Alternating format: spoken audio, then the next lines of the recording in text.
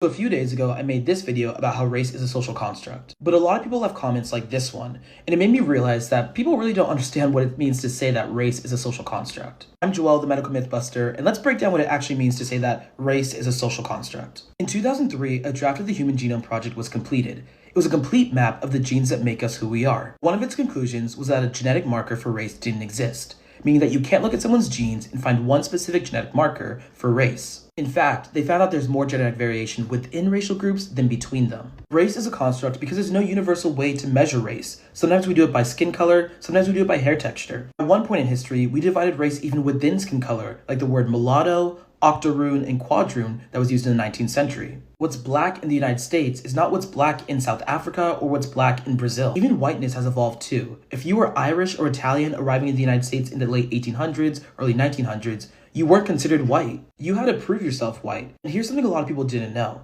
Up until 1999, you could only select one box in terms of your heritage on the US Census. If you had a mixed racial background, you'd be forced to choose whether you were going to select your black or white. It wasn't until 2000 that you could select more than one race. But here's what's important. Although race isn't real, it doesn't mean that race doesn't have real-world effects. Race is given power through policies like redlining, actions like racism, and behaviors like implicit bias that use our physical traits to create differences between one another.